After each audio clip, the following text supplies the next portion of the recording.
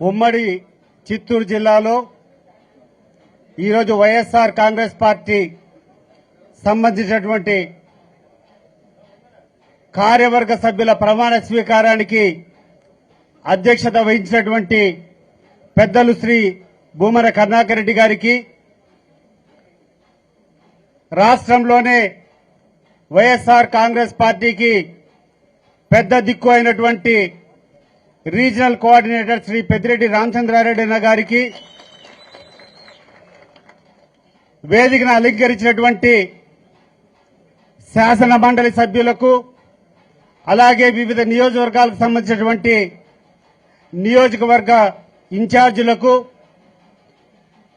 ఈరోజు ముఖ్యంగా పదవీ స్వీకారం చేయబోతున్నటువంటి కార్యవర్గ సభ్యులకు, ఇక్కడికి వచ్చినటువంటి వైఎస్ఆర్ కాంగ్రెస్ పార్టీ నాయకులకు, కార్యకర్తలకు అందరికీ కూడా హృదయపూర్వకంగా నమస్కారాలు తెలియజేసుకుంటున్నాను.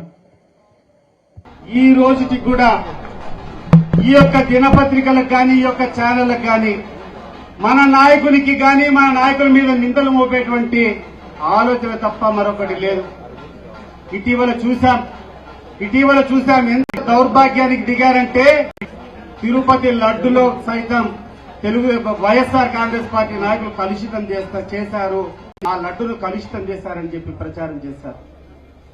నేను అడుగుతున్నాను ఈ నాయకులకు, అయ్యా ఇంత నీచమైనటువంటి సంస్కృతి, ఇంత నీచానికి దిగజారే, ఏమన్నా మీకేమైనా మనసు ఉందా అని చెప్పి నేను అడుగుతున్నాను. మా నాయకునికి కానీ, మా నాయకులకు కానీ ఆ యొక్క పవిత్రమైనటువంటి లడ్డును కలుషితం చేయాల్సినటువంటి దౌర్భాగ్యం ఎందుకు వస్తుందయ్యా? నీచమైన ఒకసారి గుర్తు పెట్టుకోండి, మీరు చేసినటువంటి ఆ నీచమైన పని వల్ల ఎప్పుడూ లేనటువంటి అపశృతి ఈరోజు తిరుమల దేవస్థానంలో జరిగింది. దానికి కారణం మీరు ఆ దేవుని మీద చెప్పినటువంటి అసత్య ప్రచారాలు గుర్తు పెట్టుకోండి. కాలం దగ్గర పడుతుంది. నిన్న మన కొన్ని ట్రోలింగ్ చూసా. మన నాయకురాలు పాపం ఆమె రోజమ్మ ఉంది. రోజమ్మ వాళ్ళ సొంత అన్నతో నాకు తెలుసు, నాకు ఎందుకంటే వాళ్ళ అన్న వాళ్ళ కుటుంబం నాకు పరిచయం. ఆమె పుట్టినరోజు సందర్భంగా వాళ్ళ అన్న వాళ్ళ చెల్లెను తీసుకొని ముద్దు పెడితే దాన్ని విపరీతంగా విష ప్రచారం చేసుకుని ట్రోలింగ్ చేస్తున్నారు. సిగ్గులేని నీచమైనటువంటి పెదవల్లారా, కొంచెమన్నా బుద్ధి తెచ్చుకోండి. మీ దగ్గర సోషల్ మీడియా ఉందని చెప్పి మీ సోషల్ మీడియాలో విష ప్రచారం చేసుకుని మా యొక్క నాయకులందరినీ కూడా చీప్ గా మీరు ప్రవర్తిస్తూ మీ దాని మీద చిన్న పోస్టింగ్ పెడితే కూడా అరెస్టు చేస్తామంటున్నారు. ఎంతమందిని అరెస్ట్ చేస్తారు? ఎంతమందిని మీరు ఆపుతారు? మీరు ఒకసారి మేము కల్లెర చేస్తే ఈ యొక్క తెలుగుదేశం పార్టీ నాయకులంతా కూడా మా ప్రభంజనంలో కొట్టుకొని పోతారు, గుర్తుపెట్టుకోండి.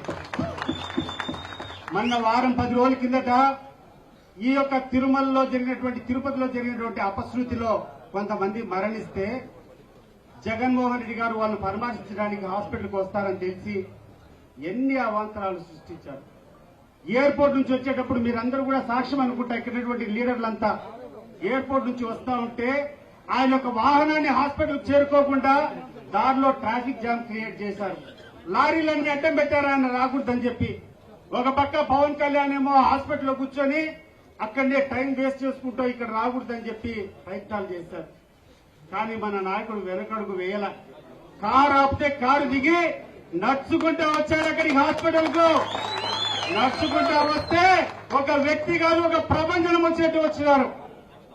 మాసు కాదు, క్లాస్ కాదు, అక్కడటువంటి రోగులు కాదు, వాళ్ళ యొక్క అటెండెంట్లు కాదు, ఆ హాస్పిటల్లో పనిచేసే సిబ్బందులతో కాదు, అక్కడటువంటి డాక్టర్లు సైతం జగన్మోహన్ రెడ్డి చూడడానికి కోసం తండోపతండాలకు వస్తే అది యొక్క నాయకుని యొక్క లక్ష్యం.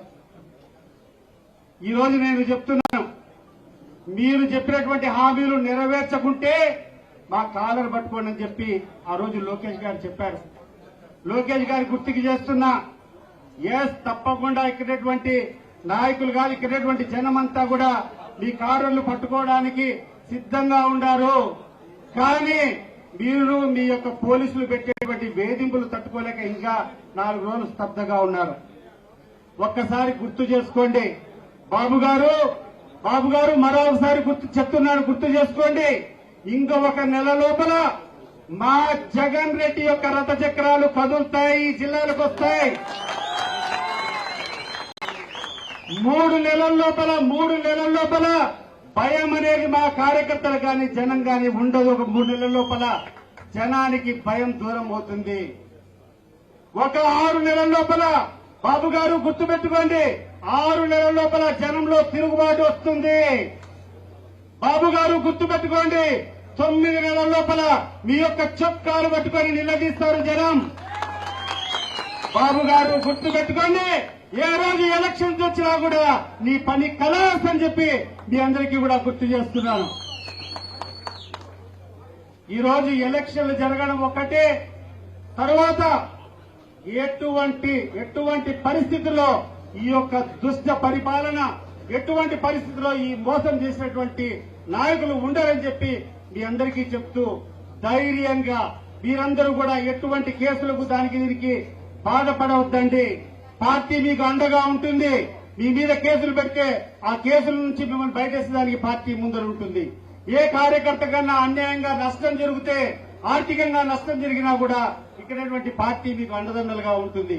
పోరాటం చేసేటువంటి బాధ్యత మీది, మిమ్మల్ని ఆదుకునేటువంటి బాధ్యత పార్టీది, జగన్మోహన్ రెడ్డి అని చెప్పి గుర్తు చేసుకుంటూ ఇక్కడికి వచ్చేటువంటి ప్రతి ఒక్కరూ మరొకసారి పార్టీ శ్రేయస్సు కోసం, పార్టీని అధికారంలోకి తీసుకొని రావడం కోసం పునరంకితం కావాల్సింది కనుక కోరుకుంటూ అందరికీ ధన్యవాదాలు తెలియజేసుకుంటాను. జై జగన్, జై జగన్, వైఎస్ఆర్ వైఎస్ఆర్.